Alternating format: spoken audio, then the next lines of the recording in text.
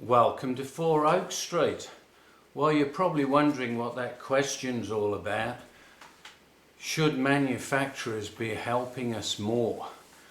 Well, I want to take you on a little bit of a journey. When I was about 15 and I had my first N-gauge layout in the loft, as you can imagine, it was dusty and dirty and cold and damp, and I really didn't have much idea about how to do anything with a loco other than for getting the locos running better, other than cleaning the track. So not a lot in terms of cleaning the wheels. We didn't have YouTube back then. So, you know, when locos stopped working or stopped running right, didn't really know what to do. And I eventually had a beautiful Minitrix Britannia, which was £14.95, and that ran beautifully until, of course, it got all the debris in it and stuff like that. And opening it up back then was really, I suppose, quite fearful, and I didn't. So I ended up then selling that layout and moving on to Scale Electric, amongst other things. Now that was something that my dad was quite confident of, pulling a car apart and changing the contact brushes. So fast forward probably 30 years and my entry back into the hobby, and obviously beautiful looking locos, so realistic, but still back to some of those same issues with locos not running right. So right at the beginning of this layout, if you like, I even had a situation where I had a class 108 and I sent it back to Bachmann, and it turned out that all it was the bogie had popped out. So that was my level of non-understanding, I suppose. But fast forward where we are today now, and I'm actually going to be doing a motor change on that loco. So quite happy to pull it apart. But what I wanted to say is that I honestly think that manufacturers can do a lot more than what they're currently doing. Like, for example, you get a new loco in a box. Sometimes they're over oiled and you can actually see some of the lubricant actually on the papers in the loco box. So straight away you know that that might not run great out of the box.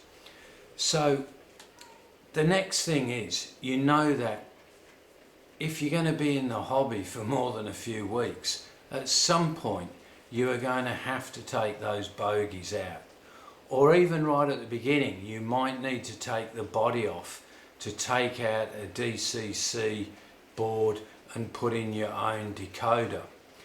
Now sometimes I've got to that stage of just taking the body off and putting in the decoder, and I feel like I've already turned that loco into something second hand, just because of how hard that can be sometimes to actually just get that body off. And then of course down the track, if you do need to lubricate the bogies or just check or clean the wheels or check the gears for debris, getting a bogie out of some of these locos, they're so stiff. By the time you get them out, sometimes you feel like you've deformed them. So what I'd like to see is, I would like to see the manufacturers, each time they bring out a loco, post a video. So they will actually take it from the box, take the body off, insert the decoder, and then show us some of the functions that they might need going forward in terms of maintenance. How to get those bogies out simply. Is there a tool we should be using? And yes, I know there are lots of channels. This Way Works is a great one. I've had tremendous help from Mark Ireland with Dapol locomotives for just things where I'm unsure. How much force should I actually put in pulling out one of these bogies? trying to hold the underside of a loco without breaking something off while you're trying to remove the body. And I just think that they should do more in that situation. Like you've just seen now, 2 Class 40s go round.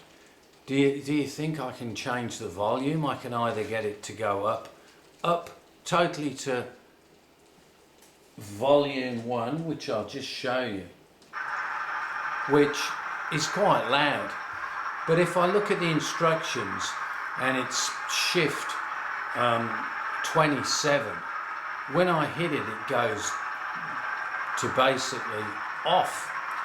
So it's telling me it's a trigger thing, and I'm using an MRC, which is a gauge master, I suppose, and I just want the volume down a little bit less.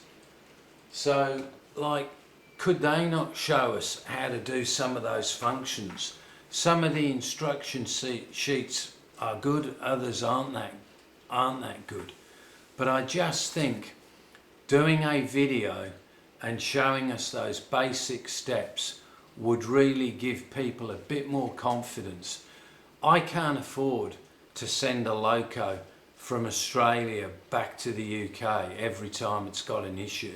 So it's vital for me to understand just those basic things.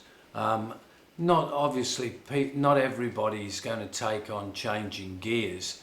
And so many people, like just this week, we've had another person who's basically decided to leave N and go to 00 because they are, I suppose, feeling down that quite often the locos aren't running as they should.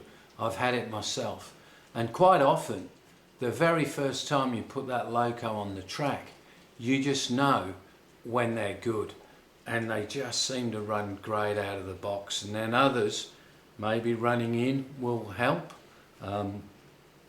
But yes, so come on manufacturers, put a video up, run right through it, maybe even how to put those accessories on, but give people more confidence on how to keep these locos running. So with that, that's all I've got to say. Look out for my next video where you'll see what I'm doing next, and also how I've adapted a body to carry a cube camera for my next loco cam. So with that, thanks a lot. Bye.